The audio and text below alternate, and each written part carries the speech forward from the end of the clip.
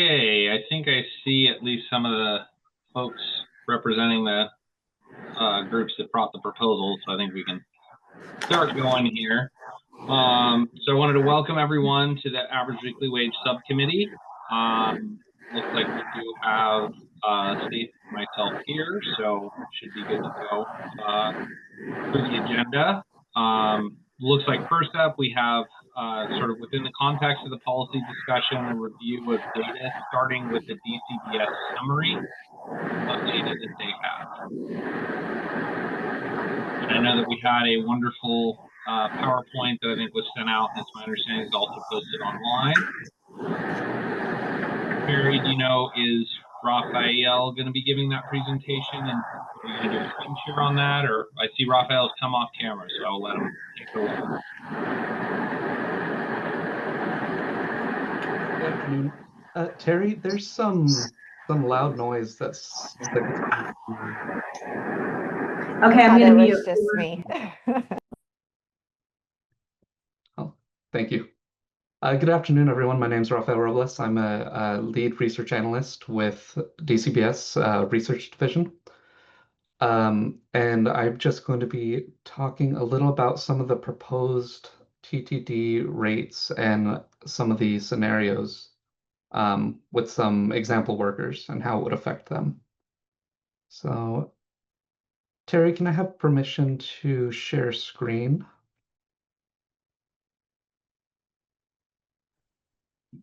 Looks like they're working on it.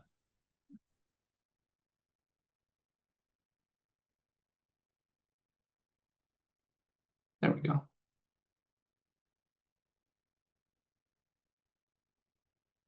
Okay, just a quick check for everyone that you all can see the screen here. Slides coming through. Great, thank you. So we can just get right into it. Just to start, I wanted to give a couple definitions of what these proposal options are, as well as the definition for the state average weekly wage, because it is used for a couple of these proposal options and it has recently changed. So the Oregon state average weekly wage is determined by the Oregon Employment Department, and it resets in July of each year. So I've given similar presentations of this data, including an example worker making the state average weekly wage in the past. And I just wanted to note that it has changed since those previous ones. It is now $14.17 per week. In the past, it was about 1,331 and change. Then we have 4 different proposal options we're going to talk about. These were just ordered by the order they were presented in the last subcommittee meeting. So the proposal option 1 was proposed by AGC and OBI, and this one sets the TTD rate at 70% of a worker's average weekly wage if they earn less than or equal to the Portland, Oregon minimum. I believe in the last meeting they said basically this is the wage for low wage workers, and then after the meeting they've defined it as the Portland, Oregon minimum wage. So currently that's set at $16.30 per hour. Anyone who makes above that minimum wage will then retain the current rate of 66 2/3 of their weekly wage.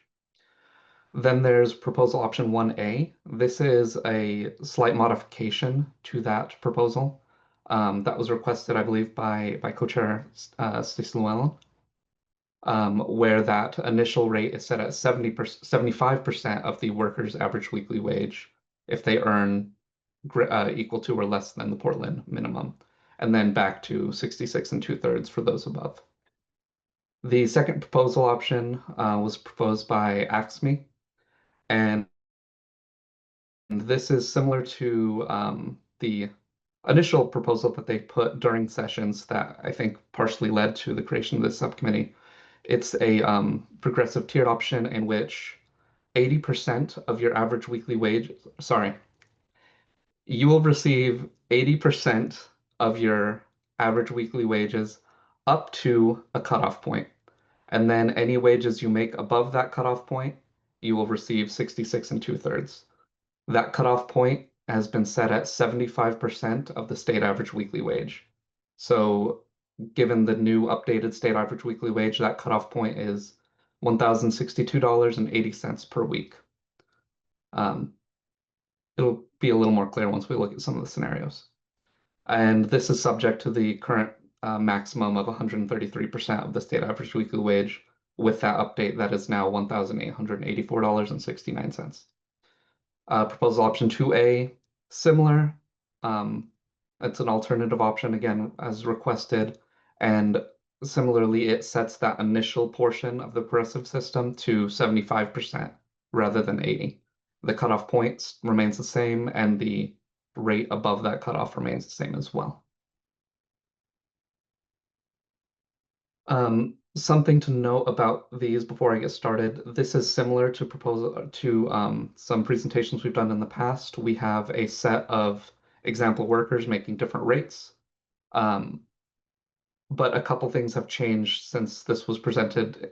If you want to compare to previous examples that I wanted to call out, one is that we've added a worker making the Portland Metro minimum wage, just so we have that example person for the cutoff scenario.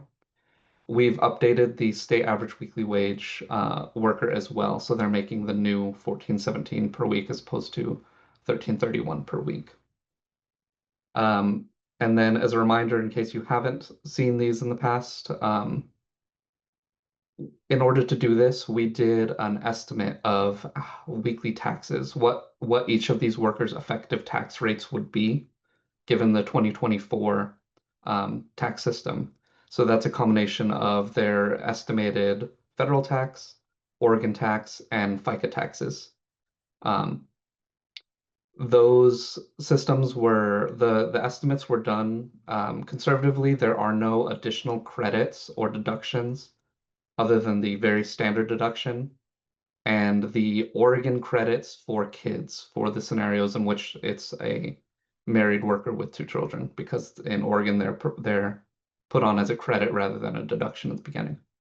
So these estimates can change. There can be additional deductions and credits that a worker may qualify for that would lower their effective tax rate, which means they would bring home more money in their post-tax estimate in the orange column there.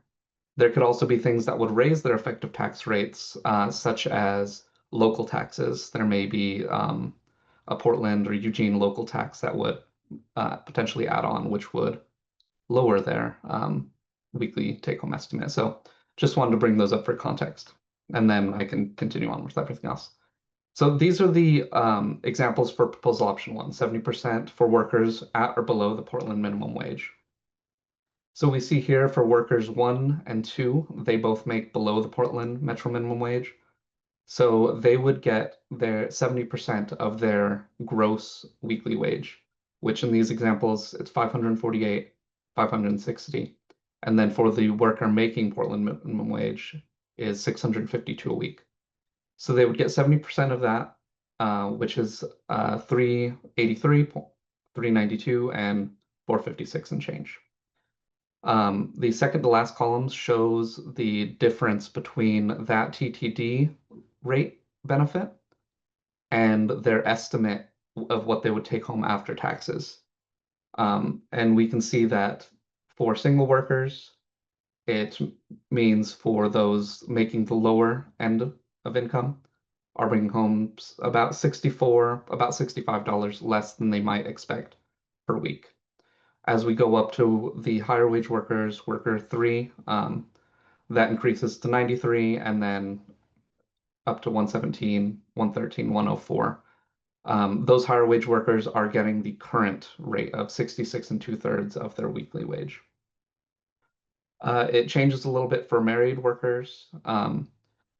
This is due to the estimated tax rate not including any income from their potential spouse.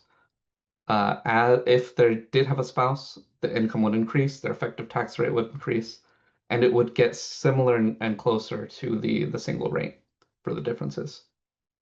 But overall, this it does decrease that post-tax comparison difference for those lower wage workers. Something to add about this proposal option is because it is set based on the worker's wage total and is not a progressive system, there is a cliff, and I think they mentioned that in the last meeting.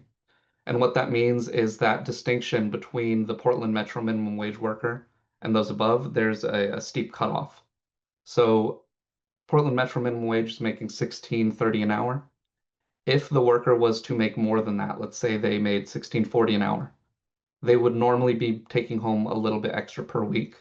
But because the change in TTD calculation, it would mean they were actually making $20 less if they were on the a full temporary disability. Because of how that cliff works, basically the cutoff would be if you made above Portland minimum wage up until you make about $17 an hour, you would be bringing home less than someone making Portland minimum wage. That'll be a little more clear in the next slide. This is the alternative to that proposal option, where they're bringing home 75% of that average weekly wage if they make less than Portland minimum wage. So we see there is an increase for those low wage workers in their TTD benefits, up to $411, $420, and $489 for the Portland minimum wage worker. If we look at the distinction between the Portland minimum wage worker and worker number 3, who's making $18 an hour or $720 a week, we see that the Portland minimum wage worker would actually have a higher benefit, $489 a week in TTD, versus the worker making more would get $480. And that is just an example of that cliff there because the change in the TTD rate calculation. The balance point in that case would be around 1834 before it starts to even out. 1834 an hour, I should say.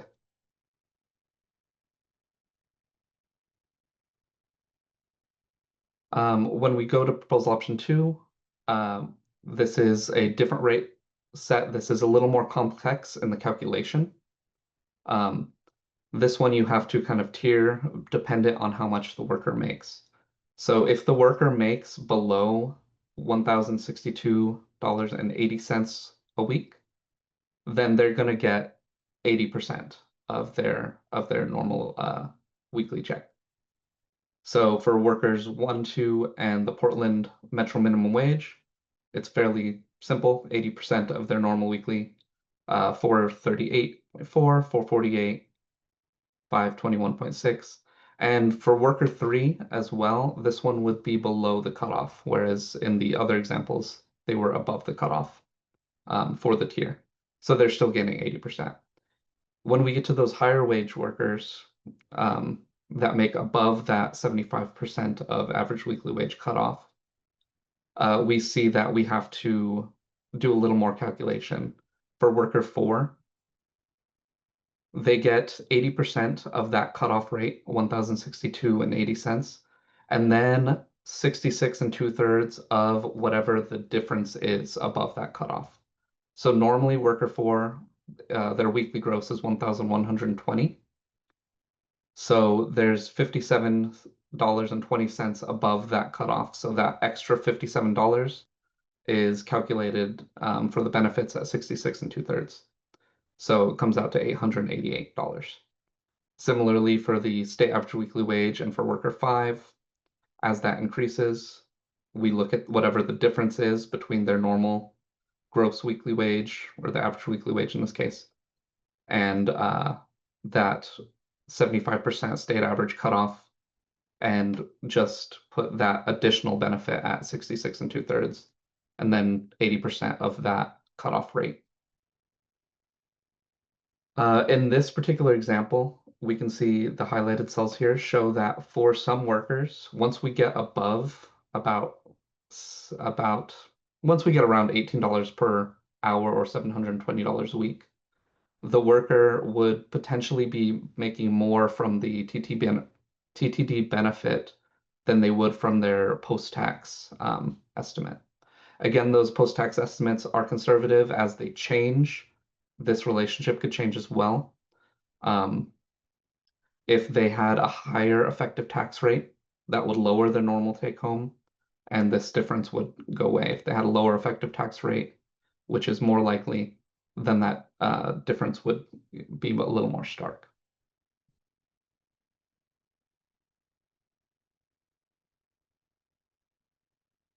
And then as we go to option 2A, this is similar, that tiered system, a little more complicated in the calculation.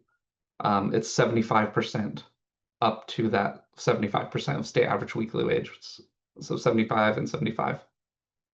And then again, 66 2/3 for those wages above. So this lowers the TTD benefit for workers 1 and 2 in comparison to the other, and for the Portland minimum, but it does go closer to the other proposal, actually, proposal 1, and we'll see the comparison in the next slides.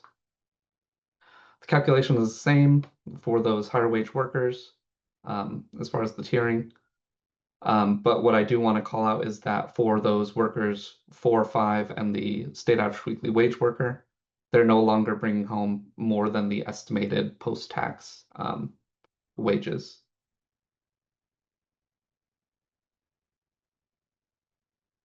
I'm just going to go forward so we can look at the comparisons.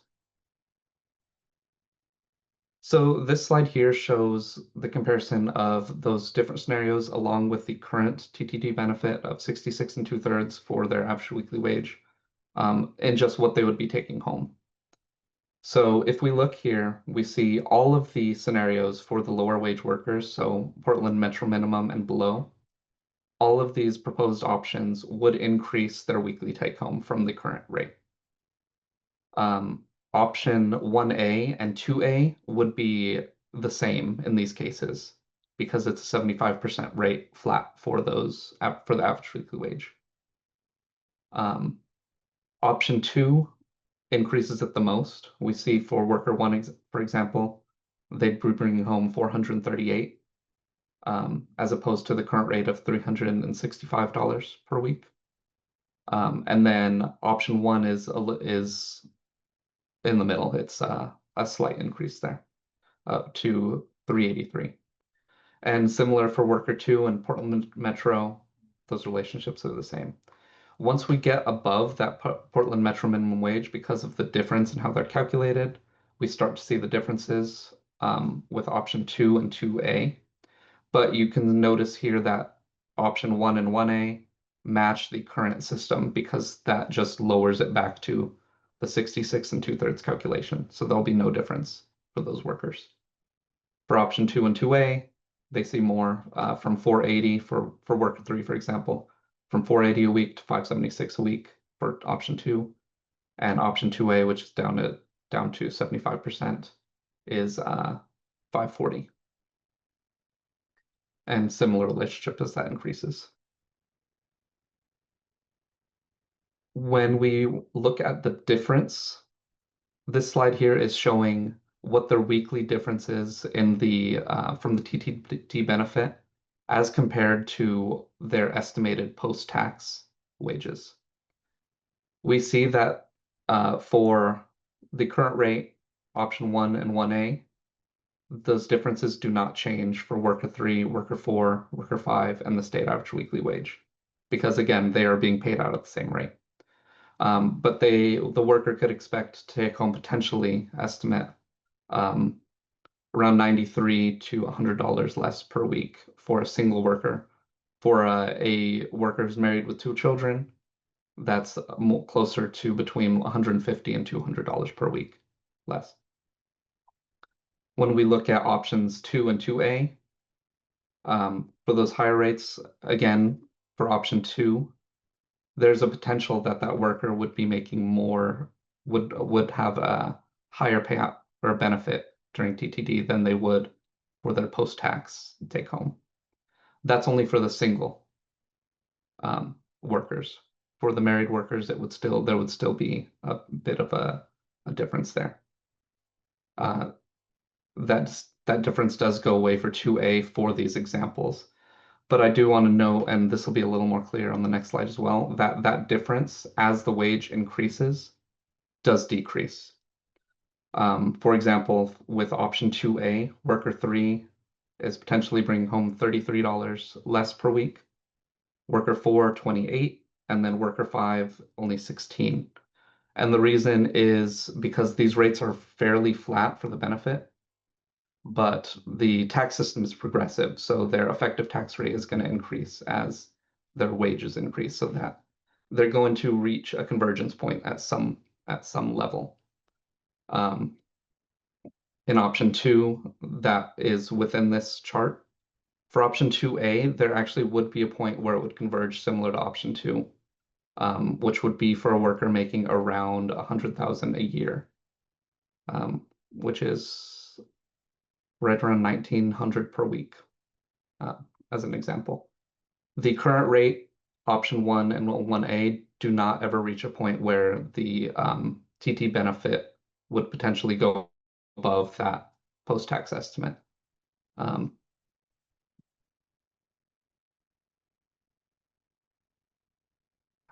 Anything else here? For the lower wage workers, all of these scenarios do decrease the difference there. So it goes from around $80 per week less to between $10 and $65 less per week. So for option 2, the minimum wage worker, worker 1, that distinction drops from 82 in the current set to around $10 difference. So they have more to spend per week.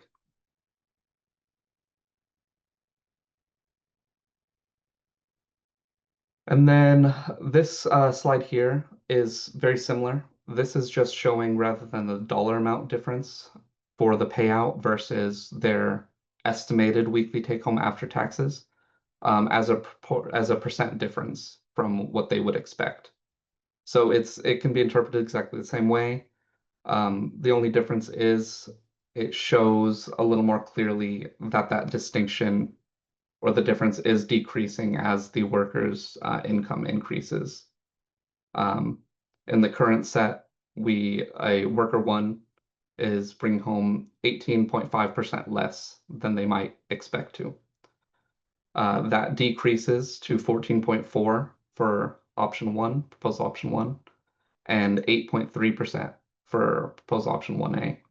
And then for proposed option 2, 2.2% difference, or back up to 8.3. Again, 1A and 2A will always match for those lower wage workers. For the higher, again, this just shows that in option 2, they would potentially be bringing home more from the benefit than their post-tax rate, and it increases as the workers' wage increases. For option 2A, they still remain above that break-even point, but you can see it starts to decrease for single workers from 5.8% for worker 3 to 3.3% for worker 4 to 1.4% for worker 5. So you see it starts to reach convergence where it's going to reach 0 and then eventually go to a positive. For the current rate, option 1 and 1A, again, that convergence isn't reached. For worker 5, it's still a 9% difference from what they would expect to take home after taxes. And I should know I've been talking mostly about the single wage workers because they're a little more stable in what we can estimate. The married workers would be much more in flux dependent on their potential spouse's income. And they'd never really get to a point with these estimates in which there would be a chronic crossover event.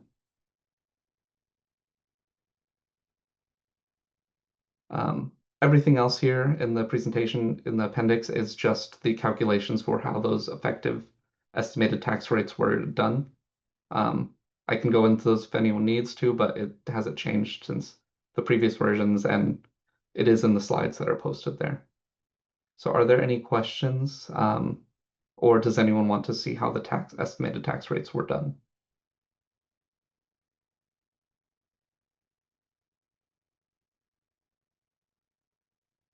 Great analysis. Thank you so much.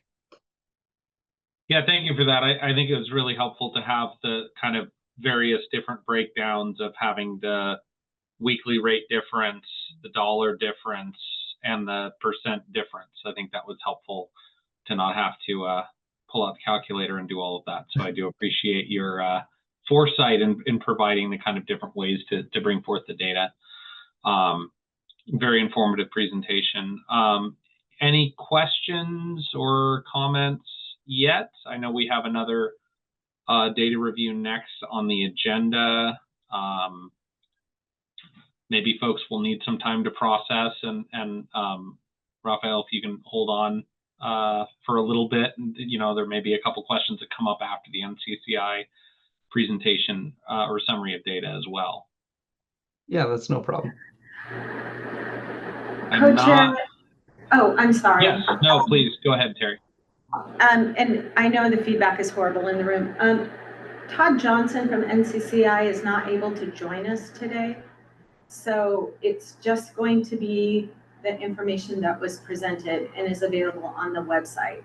So I think that, and I'm not the best data person, but I don't know if you all have had a chance to review it. I can try my best to answer questions, but I'm not the expert. My intent is that he will be able to join us at the next meeting, I hope. So, but if you have any questions, I'm happy to see what I can provide for you. Well, thank you for that, Terry. I think that is fortunate that we have a little time still, that we're not doing the final report until, or recommendation until October, or I mean until November. Apologies, that we're not doing it in October. It's waiting till November to buy some time for some additional questions and whatnot. I'll hold for just another minute. Maybe folks can scramble and get online and see the NCCI cost projections. That was sort of, you know, a cost focus. So instead of the focus on the benefit to workers, you know, let's focus on the cost so we get the more holistic picture there. And the analysis, as I see it on page 2, was run on the same 4 scenarios that WCD just presented on. The scenario 1, 1A, 2, and 2A, with a variety of cost impact scenarios. And then for each scenario, there's a breakdown of the cost impact to the work, to the different brackets and the number of workers that are in each income bracket for both TTD and PTD, with then an overall projected cost impact as well. So I'll give just a minute for folks to flip through that and see if we have any comments or additional thoughts from folks. I see Thais. Hi, sorry. Thais Lomax with Sedgwick. I have to apologize. I missed the last meeting, so I'm playing a little catch up and just reading through the proposals and the math.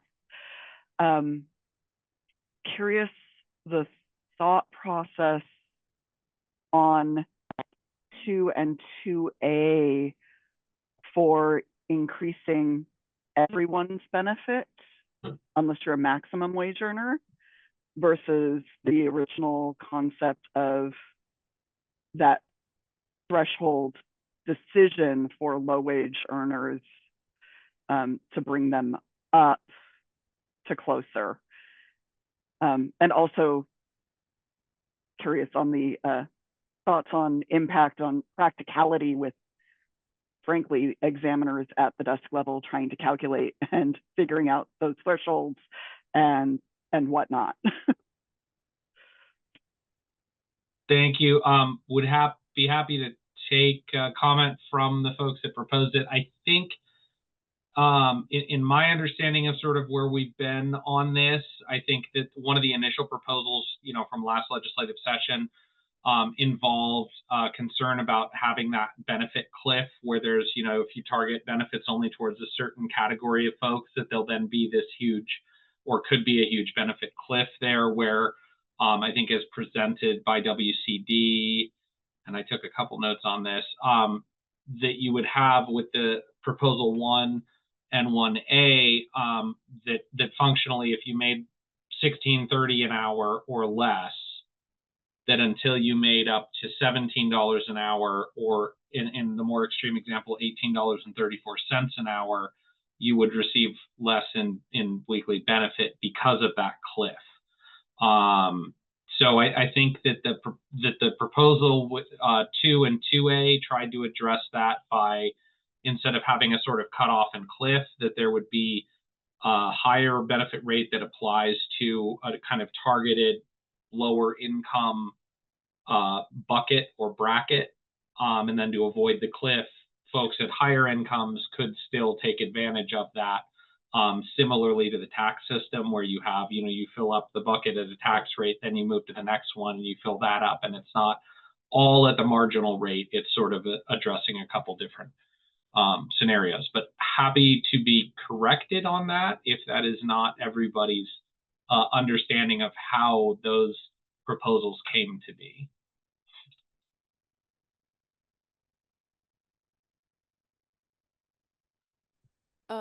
Co-chair, this is Olades with Ask Me, and you were correct. Yeah, that's kind of where we were thinking. And the only change I think that we made from the -2 to option 2, and then 2A was requested by the other co-chair, was instead of having it be everyone under the state average weekly wage, it was different percentages of folks under the state average weekly wage. So 80 and then 75.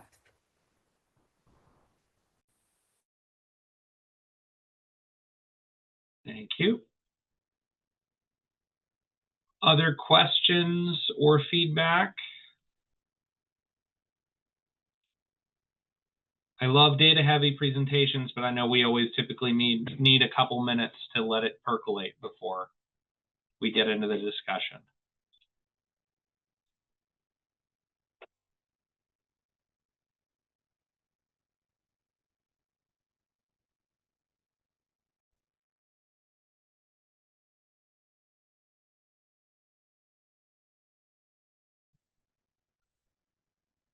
I guess I'll do a call. Is there any questions or information about the NCCI summary of data?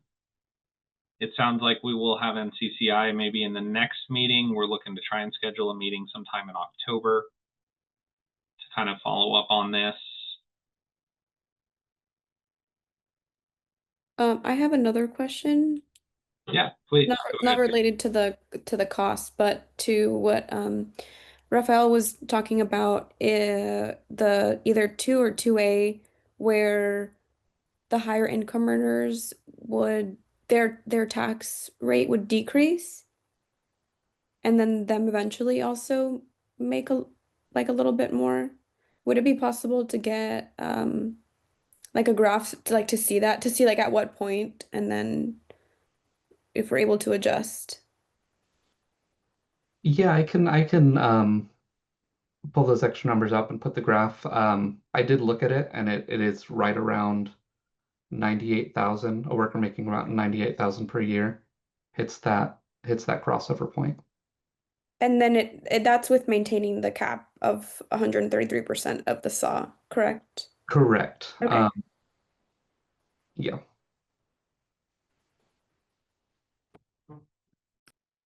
But yeah, I'd be happy to prep something and send that out. Great, thank you. Any other questions about the WCD presentation and information?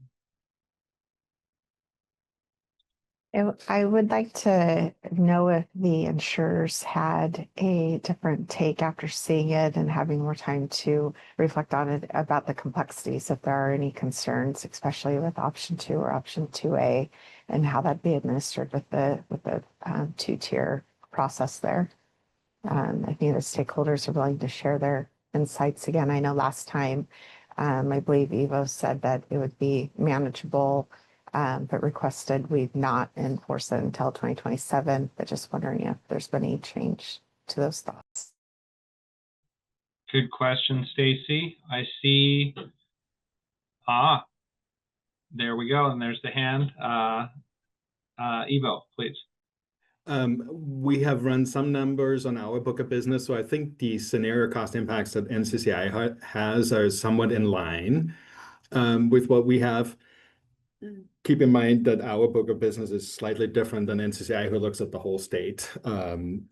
So setting that aside, in terms of implementation, I understand that this has to do with how you how you code the program, right? That then spits out the time loss payment. So the two different tiers appears not to be a barrier. It'll take some coding time and some IT people doing stuff that I don't understand, but that's doable.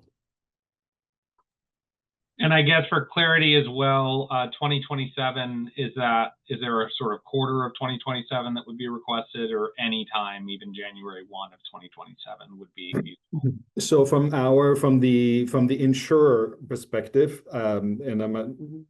from our perspective as the insurer, January 1, 2027 would be sufficient, because that would allow for NCCI to kind of update their numbers, and then for our filing to be in time for the 2027 calendar year, right, to take those rates into effect. Otherwise, you're doing it sort of mid-insurance, mid-calendar year, and that with the rate filing becomes problematic for the insurer and for the policyholders. Now, what I can speak to, and I don't know if anybody is on here from some of the self-insured entities, especially the public entities. I'm thinking of the school districts, and they're right, some of the largest school districts.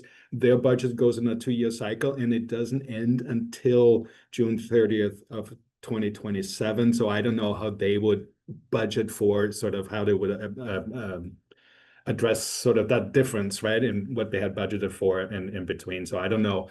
I can't speak for them, but I would think that they would probably prefer a July 1, 2027 implementation date for budgeting reasoning. Again, I can't speak for that. So thank you. I think that's an important flag. I know that can matter, and being ignorant of the insurance side of things. And thank you for the flag for self-insurance. I know a lot of times, the fiscal and calendar years may not track. So depending on when the information comes out, and as you mentioned, that you can target that date. I see Thais has a hand up. Yeah, I was just going to chime in from a practicality standpoint. That July 1st date on the processing end would make a lot of sense.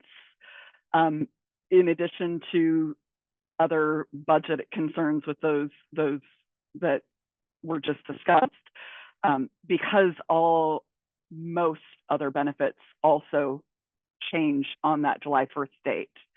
Active time loss recipients, et cetera, adjust annually at the same time that the state average weekly wage comes out on July 1st.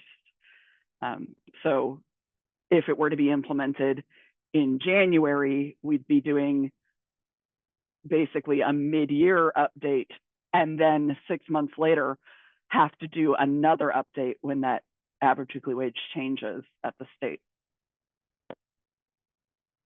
Thank you. I think that's helpful. Paloma? I was just going to say also the minimum wage changes on July 1. Thank you. Good flag. Any other comments on the WC? And thank you for priming that discussion too, Stacy. I think that was helpful perspective that we got from that. Any other comments or thoughts on the WCD data side? I know next up we have the actual kind of proposals and maybe more policy discussion of that. But any more data specific questions? No, just a big thank you again to all the stakeholders that helped pull all this together. They did a fantastic job. So thank you. Yes. Okay, I see next on the agenda we have a discussion of the proposals. So sort of any kind of commentary. I don't know if the folks that brought the proposals forth want to kind of say anything about their thoughts on the data received, or any other discussion on that.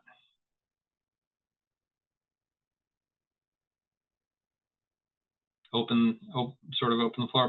Paloma?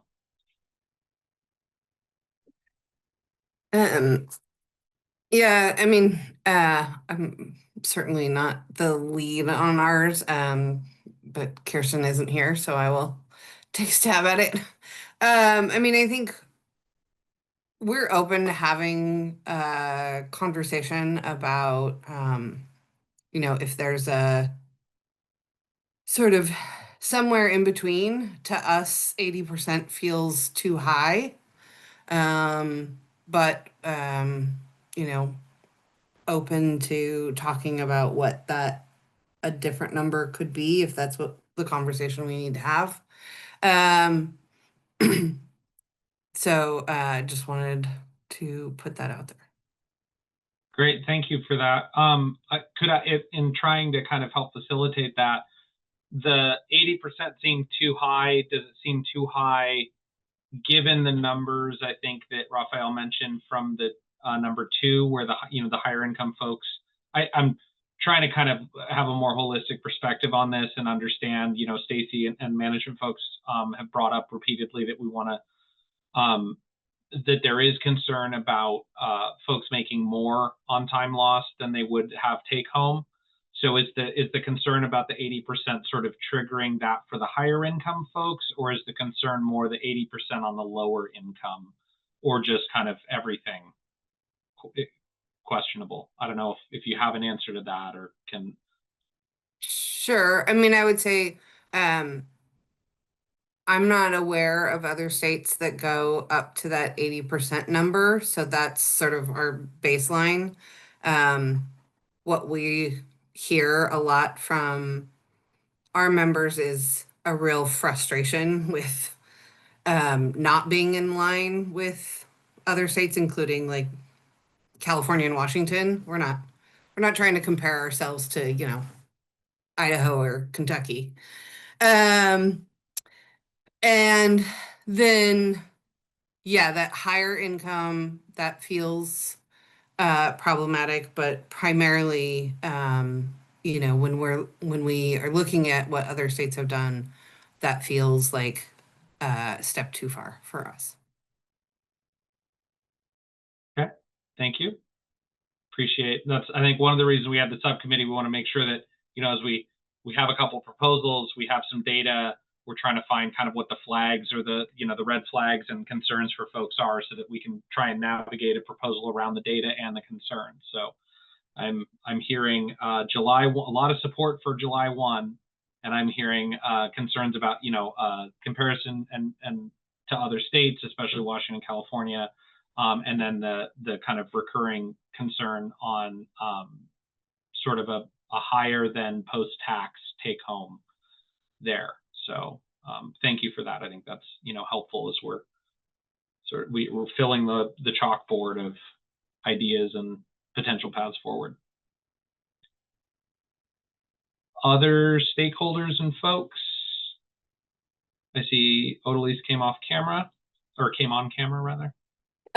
Yes, thank you. I think I also want to share that like 16.30 an hour is about 33 or $34,000 a year, and like we believe frankly that's like too low still even. And like Paloma, I appreciate kind of the conversation and the willingness to see if there's any room to like meet in the middle. Like our proposal had it to be for wages up to $50,000 a year, and so if there's like a number that we could get to between then, I think we'd totally be open to having that conversation and reviewing a little bit more data, because the whole goal here was to really support folks on the lower end of the scale, and we're talking about kind of folks making from 98 sounds like $98,000 to way less money. Like that's a big it's a big range. So if there's like that sweet spot that we can get into.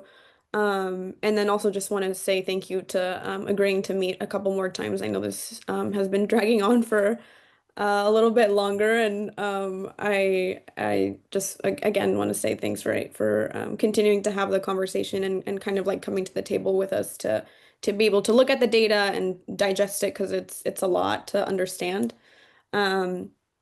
so yeah, if happy to continue seeing other numbers and going back and forth with you all and the other stakeholders that also spoke up. I think 2027 was not like our ideal date, but if that makes it easier for insurers and other folks to carry out the policy and for those folks that are actually processing those claims and all and everything like that, then we're also happy to keep that date in mind, whether it's January 1st or July 1st. Thank you, Odalise. I see Stacy with a hand up. Yeah, I just wanted to chime in on just some thoughts around where we are. I love hearing that there's a willingness to continue the conversation and figure out the proper number, meet in the middle, so to speak. So I love that the group is willing to do that. I think I was just gonna comment to Odalise, my concern with the 80% is that it's on all wages. I think since it does, I understand the proposal is built in a manner to avoid a cliff, but I think what that does is it then inflates the wages all the way up the chain to the certain tie-offs because they're all getting that benefit of that at that lower end rate. So in my mind, I think that's the piece that's problematic with the 80%.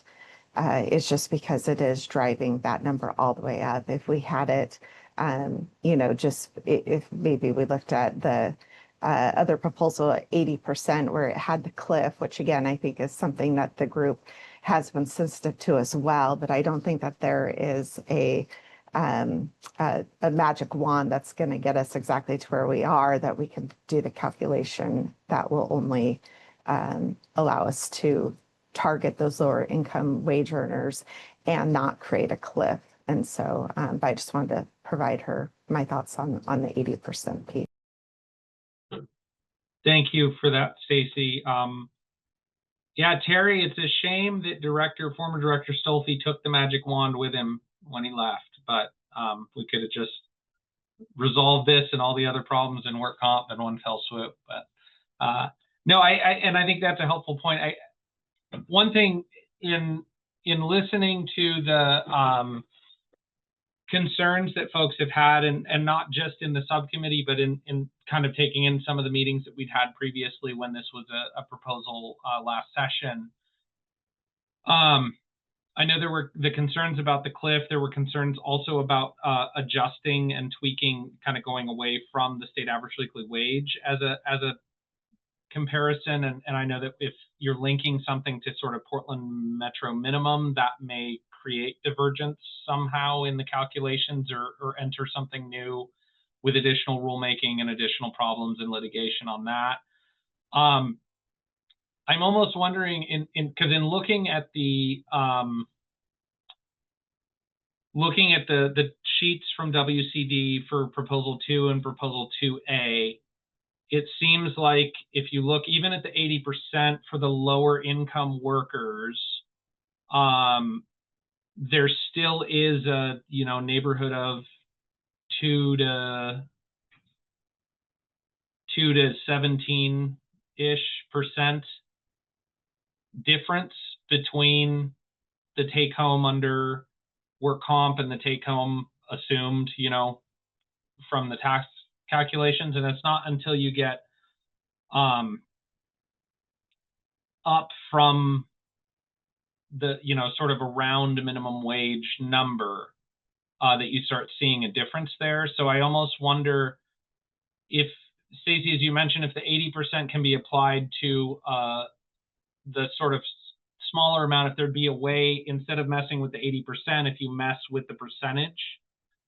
So there's sort of two variables that we're dealing with here, where you have a 80% of wages below 75% of the state average weekly wage. So maybe instead of adjusting the 80%, if you adjust the 75 down to 60, say, I don't know if that would be enough to then sort of reduce some of the benefit on the higher end folks while still addressing the low income. Because I think part of the concern that I have with the Proposal 1, Proposal 1A, is you're still looking at, in many times, a 20% reduction in take home, which I know that we've kind of had the discussion of, you don't want folks to get too much money in a sense, when they're on work comp, that there's some kind of positive incentive, but you also don't want them getting so little, especially on the low income scale where there's more desperation, less ability to kind of float that cost, that they're discouraged from utilizing the exclusive remedy. And whether it's, they're filing other claims or going on other kinds of support or just not filing a claim or not continuing. As we walk that, if I'm looking at it, I see for the lower income folks, the 80% seems to work in relation to their take home. It's that definition of how do we define low income that I feel is more the issue that maybe folks are having issues with. So I don't know if we could maybe get additional, and again, now that we have a little time, if we could get some additional numbers from WCD and NCCI on, a 2B and 2C of adjusting the average weekly wage percentage instead of the 80%, and to see if there could be, as Paloma mentioned, a kind of meet in the middle. Because I think if you did 60%, it would be above the minimum wage, but not by much. So perhaps that might be a path forward.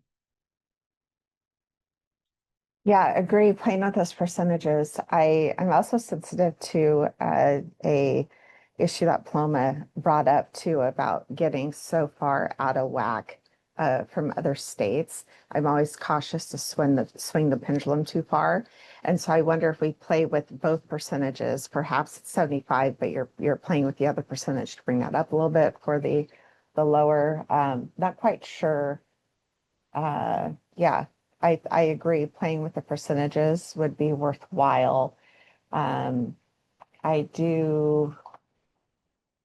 Yeah, I think once they're hitting minimum wage, and I think it's smart, as Raphael had said, to focus on the single worker because married workers and all of that, the tax pieces can be so different.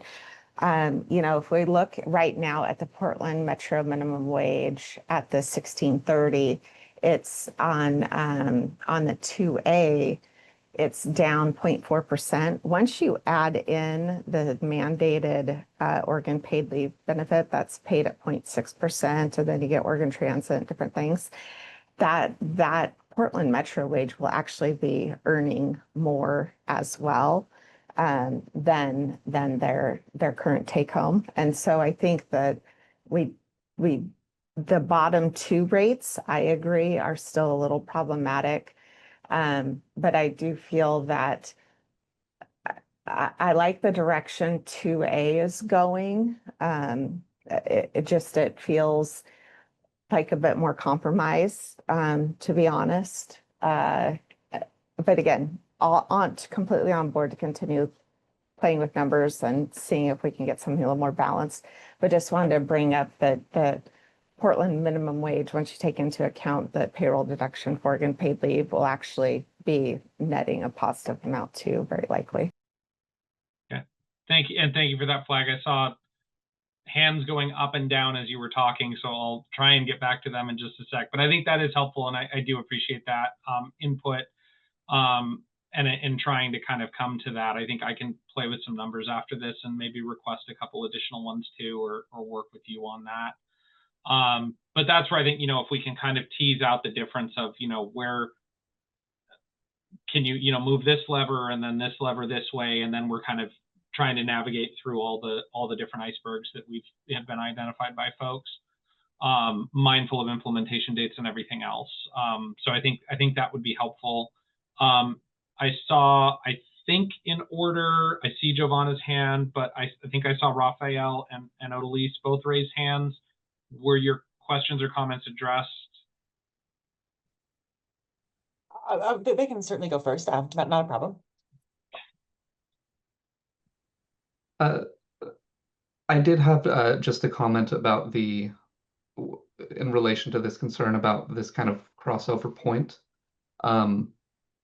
So I did look at, I was looking at the current rate, the 66 2/3%, and using these same kind of estimates, if you take it all the way up to the current maximum, the 133% of state average weekly wage, It does not go positive, but it is within 2%, so it's about $30 off. So any increase to a lower tier, if we do this kind of progressive system, is likely to take that over, regardless of where you set the cutoff point, just at the current rate with the current maximum. So if the maximum state average weekly, the maximum payout 133% was lowered a bit, it might stay below, but it's always going to get close when you get to the upper level. Thank you for that. Odalise, did you have anything? Oh, yeah, I just wanted to add that I think Washington has like additional percentages based on your dependents, whether you're married or unmarried. So like there is that like extra. I don't remember off the top of my head, but I remember that they do go up, and we haven't contemplated dependents in this conversation. I don't know if we want to start to have that conversation. That feels like a lot. But just throwing that out there. Thank you for that, and thank you for your patience, Giovanna, and then I see Paloma and Thais. But Giovanna. Yes, thank you. Giovanna, Patrick for OTLA, thank you. It's been really great to hear all the discussion. I'm glad that our group is taking this so seriously and really trying to dig down in the math. Math is not my specialty, so all of this is very difficult for me. But I really appreciate that we're trying to get to the bottom of it. I think perhaps since we do have these numbers newly, I think it would be maybe a good idea for a smaller group of folks to get together, stakeholders, between this and the next meeting and kind of hash out some of the math, maybe come back with a little more consensus. Although I do find this discussion really helpful in like setting the stage for those things. But just a couple of points, I don't see that there's anything wrong with raising everyone up, because as we've talked about, I mean, things are a lot more expensive right now. Life is a lot more expensive. And just because someone makes a greater deal of money doesn't mean that they are more financially secure. I have a current client who fell off a ladder, his ankle shattered. He's a father of 4, and his wife stayed home with the children, and she was 9 months pregnant when he fell. He doesn't need any encouragement to go back to work. He doesn't need a lower wage in order to tell him that he needs to get on it. Like, he wants to work, he wants to get back. And even though he's a high wage earner, his family depended on that. They'd set their family up in that way. And so they're in a difficult situation. So I don't see the real bad part about raising everyone up. But when it does come to low income workers, I did appreciate Odalise and the original bill was really trying to address their discrepancies, because even, our minimum wage workers are really on the edge. I think that's what people don't understand. Like, not, a $30 difference could be the difference between having a meal for themselves and their family. $100 difference could be the difference between them being evicted and not. And I think we all know in our system, it suffers when our workers suffer, because an adjuster, an attorney, it's so much harder when someone loses their address, loses their telephone, can't get in touch with people, employer can't reach them. And this happens to my clients every single week. I get clients whose phones are disconnected, who are facing eviction, and a lot of them are these lower income workers. So these small differences really can make a big difference for them. And I think also a lot of low income workers do gig work or do things to help supplement their wages that they can't do while they're on workers' comp, while they're injured. They can't pick up DoorDash, right, and do that. So, a lot of the methods that they have to make ends meet are taken away from them when they're injured. And so we really need to consider those things when, looking at the proposals. And I certainly, appreciate the proposals that give more to the lower income workers, just because I see how much they are so on the edge all the time. So I do appreciate continuing these discussions. And if some smaller groups want to get together, I'm happy to participate, but just don't ask me to do math. Thank you. Thank you for that. I think that's helpful in that kind of discussion piece of, again, if you have someone who loses a phone number, loses an address, or loses something else, that can result in claim denial or closure also, if there isn't a way to communicate with them. So I think that's an important flag, again, to preserve this as the exclusive remedy. We want to make sure it is utilizable by the folks that are in the lower income bracket. And I think interesting point too from Odalise, I think kind of taking Paloma's point that, Washington and California, I think Washington is 70%, and then I want to say 75 from the data that was presented a long time ago. But it is all income. so there's not, you know, even if it was 80% of a smaller amount, that might net out to that 70 or 75% of total income for folks. But I think, again, getting back to the point that it would be helpful to get maybe a, you know, two B, C, and D, maybe even option discussion there going. So I see Paloma. Yeah, I just wanted to clarify about Washington's time loss benefits. So Washington's is 60% to 75% time loss benefits. It moves up to 75% based on dependents. So it doesn't go above the 75. California's is still the same as ours. It's 66 2/3. Most states that I've been able to find so far are at that rate. So we'd sure like to stay in line with other states. You know, it's frustrating in all these conversations that we're in, let's like sort of not recognizing the pressures that are also on businesses. You know, our economy is clearly going in the wrong direction at the moment. And we've been sort of raising the alarm bells for a while about Oregon is not competitive with other states, and we're losing a lot of folks, both our workers and businesses, to states that are, you know, people feel better about. So we just, again, we can't go beyond where most of our competitors are at this point.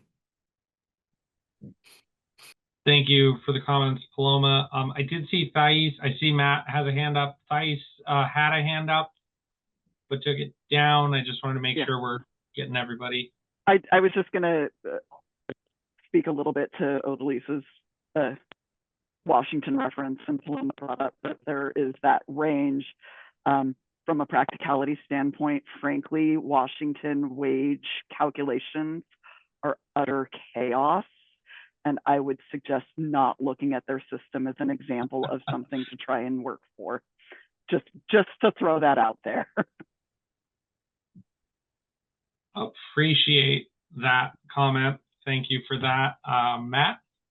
Yeah, I just wanted to bring up something I think we're kind of losing. Well, looking at those numbers, while some of the higher income earners look like they're making more money, we also have to understand that this is their average weekly wage based off most of the times 52 weeks of prior. So if they had gotten a raise within that time, they may be looking like they're getting more money, but they may not be, because we're taking an average of their prior 52 weeks. We're not taking their wage at injury. We're not taking the exact amount they were making at the injury. We're looking at a bigger period of time here. So if they had gotten raises over that time, they're already losing money by being on time loss, plus then they're losing the other 1/3, plus now we know that they're losing more from what they would have gotten with taxes. So, and I know it probably is going to be impossible to figure all that out, because it's going to be, each individual is going to be different. But I think we have to remember too, I agree. You don't want people making, more money on time loss than they would, working. But it doesn't necessarily mean that every worker is going to be making more money while those numbers are showing that, because we're looking at their average weekly wage, not their actual wage at injury. Thank you for that. And I think that goes to the point as well that I was going to bring up of benefits not being paid, or at least required to be paid. I know Sarah Duckwell mentioned, I think that their company has a policy of doing that, but that in terms of legal requirements, knowing that, full family, so for sheet metal workers, there's full family medical, there's 2 separate pensions, a training fund, industry support fund, an HRA, all of that, total benefits of just over $33 an hour that are not being paid, and higher income workers a lot of times will have 401k matches and other things that are also not being taken into account. So again, I understand the concern that management has about that. I obviously am going to see things a little differently than they do, but willing to work together to try and find something that works on that front. Yeah, see Stacy with a hand, and then Thais after. Yeah, just wanted to note the flip side of not having the raises recognized is also, and I've ran into this many times, where an employee has been on, especially in construction, large churn for overtime. And then that overtime is taken into account for the average weekly wage. And then that overtime stops. And so now you have a worker that actually is on either lost time or modified work, earning more than the rest of the crew, because they have the overtime taken into account of their average weekly wage when that overtime is stopped. And I've seen that many, many times. And so I think my point in saying that is that there's a balance. We're going to have to find a compromise, because there are so many situations that are that make this really tough to be able to pinpoint exactly where it needs to be. And I think that there's probably a countering argument for any argument that all of us have, just because the situations are so unique. So, but just wanted to mention that overtime piece is also a big impact that we see for employees, and it actually demoralizes other folks on the site, because they know that someone else who may be doing a lot of safety training or different things, not doing the physical tasks needed, are earning a higher wage. Thank you for that. I agree, it cuts both ways. I know some folks that overtime started and they were desperately dependent on that, and then didn't get it because when they filed their time loss claim, all the time that they weren't working overtime was included. But I think that is a good point. One of the only reasons I was able to continue my claim is because I had that situation with my claim where I had worked a sufficient number of overtime hours in that 52 weeks that it actually upped my take home. I would have had a substantial, I think, 20+% decrease in my take home, which would not have been affordable. I would not have been able to pay utilities. I would have not been able to pay my mortgage or stay in my house, my $900 mortgage for my home in Southeast Portland at the time, little 800 square foot house, but would not have been able to continue the claim had I not lucked out. In a sense, I would hate to say that my claim was lucky in any respect, but that was one of the things that, I had an employer that was supportive, and the timing on that was actually beneficial for me, because otherwise I would not have been able to afford to be on work comp in that situation. And I think I was making at the time around $16 an hour. That was many moons ago, but kind of comparable. I saw Thais had a hand. I see Elaine has a hand. Thais, did you still have a comment? Yeah, just to what Matt was saying a moment ago, that is actually not how Oregon's average weekly wages are calculated. We don't just look at, here was what your gross was for the 52 weeks or however long you worked in that position beforehand, but actually look at what is your rate at the time of injury times the number of hours you worked within that position, including overtime, other, rates depending on what industry you're in, et cetera. So those people who have gotten a raise in the last 3 weeks, 3 months, actually get credit at that increased rate for the hours they worked in that position for the year, or however long they were in that position for the year. And if they've changed jobs, we've gotten a promotion, we're only looking at from when that promotion was effective to the date of injury. So just to clarify that base rate is actually considering their at injury pay rate. Thank you, Thais. I saw Elaine had a hand up, but the hand went down. Were you going to mention something similarly? Hi, yes, thank you. Elaine Schooler with Safe Corporation. I was going to offer the same clarification that there are administrative rules addressing changes in the pay rate alone or a change in the wage earning agreement that impact how the average weekly wage is then calculated. Thank you. Thank you. Other questions or comments from folks?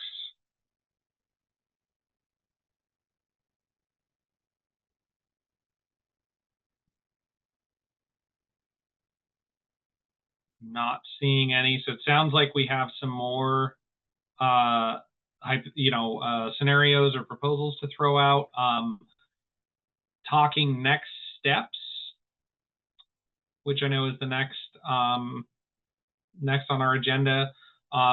In discussing with the other MLAC co-chair, in addition to the subcommittee co-chair, initially we'd kind of targeted towards an October 2nd, I believe it is, full MLAC meeting, kind of, recommendations, information report, whatever we want to call it. I always hesitate to call it report because that makes me think of it, cover page and a table of contents and 20 or so pages. And I don't know that we have that currently or will or looking for that, but sort of a, lessons learned, information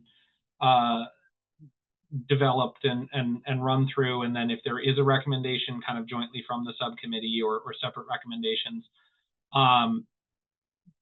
Don't think that we're going to be able to pump that out by next Thursday. So we had decided to push that timeline back to the November meeting, also in discussion with stakeholders and some others.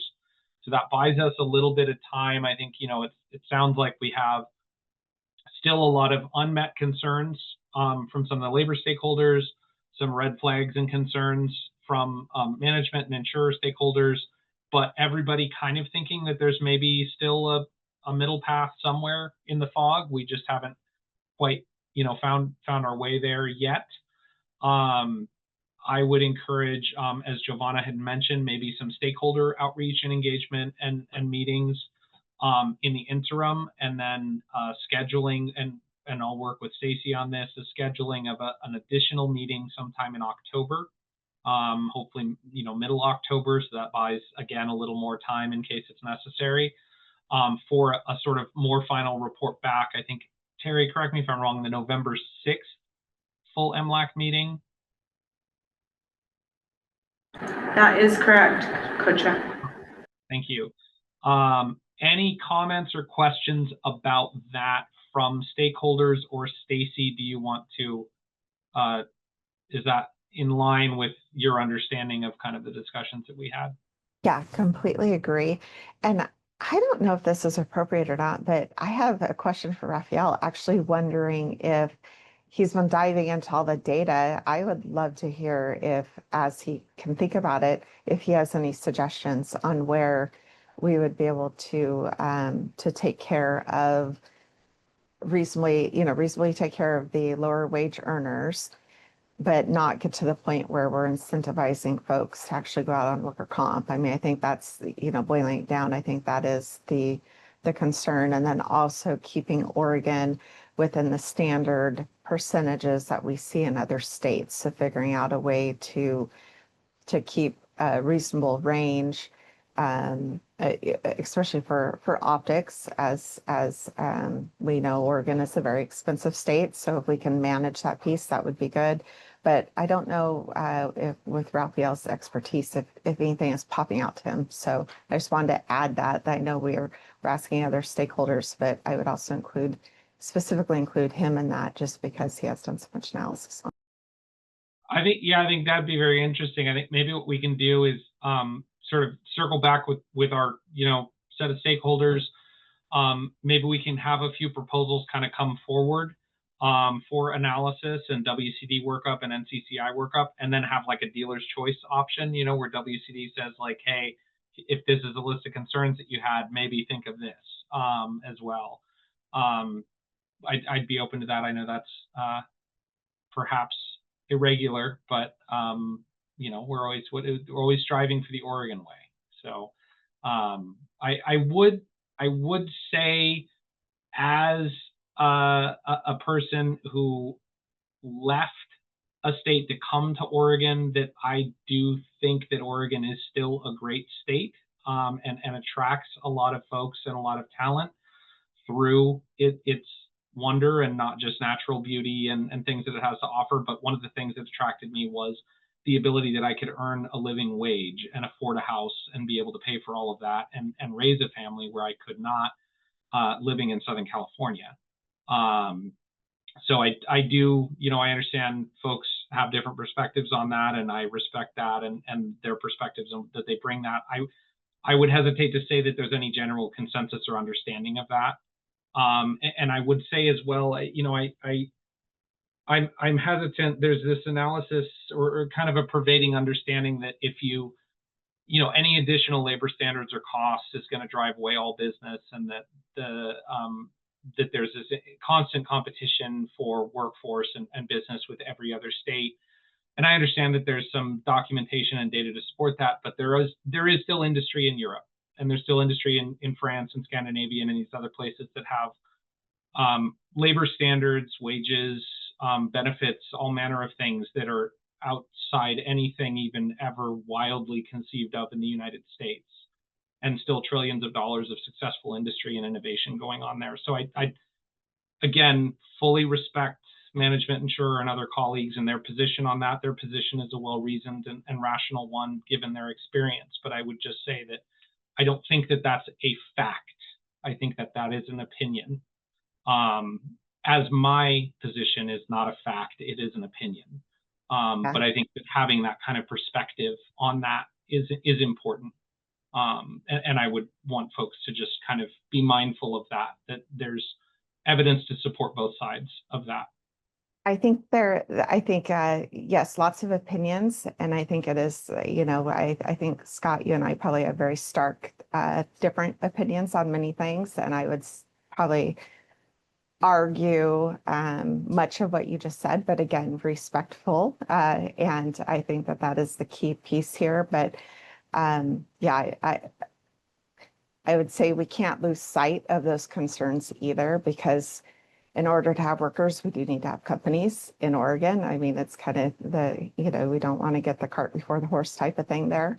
And that's just a basic thing that we do need to make sure that employers can continue to ensure or continue to employ workers. Not to say that not sounding any alarm bells or anything like that, but just we do need to keep all things in perspective. And I do appreciate that we have been able to discuss that with a lot of respect. But yeah, there are vastly different opinions for sure. Absolutely. And I couldn't have said that better myself. And I don't mean to demean or put down that position and that experience, because that's what it is, of that, wholeheartedly lived experience. I think more my point is that we all need to be mindful of that as we move forward and continue that work towards a sort of middle ground, and that idea of, the best bargain is where no one's really wholeheartedly happy about it, because that's then compromise, right? And the way forward. So thank you. I just wanted to flag that. I know that we've heard a lot of that context, and I wanted to contextualize that and kind of bring an alternative voice to that as well. That I respect that position, understand that that's the experience, understand that there's data to back that, but that there is an alternative to all of that as well. So questions on next steps, and then we have public comment, stakeholder feedback. Paloma, I see you took yourself off mute. I'm happy to share the state economist's forecasts with anybody who's interested. Thank you. Thank you. Co-chair, I'd just like to say, if there's any of the data reports that you'd like Raphael to update, please email me those recommendations so I can get them to him and we can get started on them. As far as the October meeting time, let's try to make sure we can coincide with Todd Johnson from NCCI's availability. I think that would be really important. So. I agree. So what I would recommend, Stacy, tell me if this sounds good to you.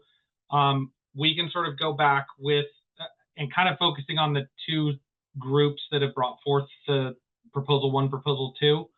If we can kind of go back with them and then invite other stakeholders to say, hey, let's get, 1B and C and 2B and C forward, and then a list of the main concerns from those stakeholders, and that'll kind of populate the dealer's choice option for WCD if they have creative recommendations. but maybe if we could do that through the co-chairs, that might be helpful, because the one thing I don't want is WCD to have to field sort of 17 separate proposals from all the stakeholders. So I don't know the extent to which we can kind of, try and get email chains and groups or Zoom meetings and kind of caucusing going on that. That might be helpful. Completely agree. What timing? I know, Scott, initially we were thinking maybe an October 14th meeting. I think is what you and I were tentatively kicking around. Not sure if that's still direction we want to go, but just thinking it'd be good to identify that date so we can then back up and figure out when we need to have a deadline with stakeholders so that we can give enough time for the analysis. Yeah, and I would say the 17th. I think we're being the 17th. Yes. And kind of tentatively that 17th works for me as well. That whole day that whole week should be pretty flexible too. To Terry's point of needing to coordinate with CCI and some of the other stakeholders, but the 17th, I think especially, and I know we talked about kind of holding that. And I think that would buy, what is that, 2 or 3 weeks until the November meeting. So in case there's we're into option 1F and 2G or something at that point, we can. Yeah, exactly. Terry, what's your sense of a deadline that we need to have the requests into for analysis? So Raphael is on the call. So if we can, is he off camera? I'm sorry, I can't see him. He's not on camera. Here he comes. Oh, here he comes. Okay. When do you need your information for an October? Well, if it's October 17th, you would probably want the information by the 10th. So that would give you a week to review. That'd be ideal. But okay. Yeah. So when do you need the data by, Raphael? For the scenarios requested, Yes. if you want them by the 10th for review, ideally by the 3rd. Okay. Proposals by the 3rd. Okay, by the 3rd. Okay. That gives us about a week to work with stakeholders to figure out any other options. And I would also encourage anyone, that even if you weren't part of the initial proposals, if you have an idea or if something's popping out to you that you think would work, please reach out to us. Definitely want to hear all thoughts and figure out the best way forward. And the NCCI, their reviews take much longer. Like the one we just asked for, that was almost 3 weeks. So it is time consuming. Okay, so theoretically, we probably wouldn't have an NCCI review by the next meeting. But my hope is, and maybe I'm being extra optimistic here, but my hope is we can land on a proposal during that meeting and then have NCCI run the analysis, and then we would have it for the November MLAC meeting, ideally. Yes, and hopefully if Todd can come, if we have the numbers, we run it through DCBS, then I can talk to Todd about that and make sure he's at the 17th meeting as well. Okay. Great, thank you. Sounds like we have our next steps, and appreciate Stacy for helping to coordinate all of that and facilitate this work and add an additional meeting. I know that this is a long process, but I feel like starting to bear fruit, and I'm excited for that process to continue. I know we have next up a public comment or stakeholder feedback. I know we've been doing that through the whole process, but just wanted to make sure we held that space as well. If there were any folks who had any observations or thoughts or comments.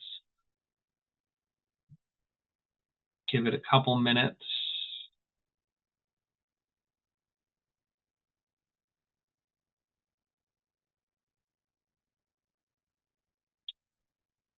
Not seeing anything. I guess one thought that I had as well is if it would be possible for our friends at DCBS to make an Excel version of that, or whatever spreadsheet version of that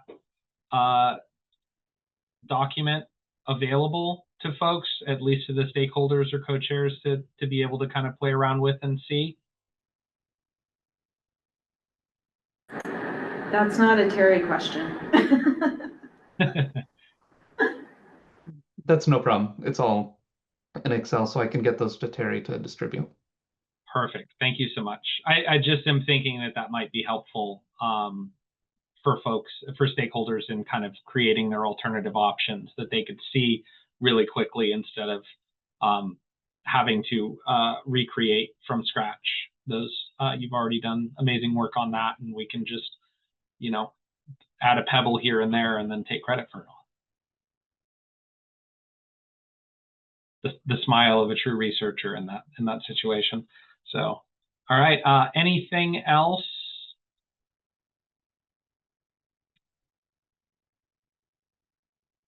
Not seeing anything. I do appreciate everyone's participation here today. I feel like we had a great meeting and a lot of really good perspective, and I think a lot of really good commentary to kind of where folks were coming from, the concerns that were identified, and sort of where the willingness is to work and the vision on that. So I think this was really helpful. Really do appreciate everyone for coming forward with that and being so open to share that and that information. I know especially the insurer feedback and other things on the timelines and when those dates are. So for implementation, I think was really helpful. I know having been a part of a bill last session, there was a lot of talk of the implementation dates that were sort of was news to me, the importance of that. So I think that was really helpful in this context, and I appreciate that and their willingness to educate myself and others on that process and how to best work for them. So wanted to flag thanks for that, and thank you, Stacy, for your patience and perspective that you bring. So thank you, everyone. We'll give you an extra 30 minutes of hopefully your weekend, but at least productive activity before your weekend. Thanks all. Happy Friday.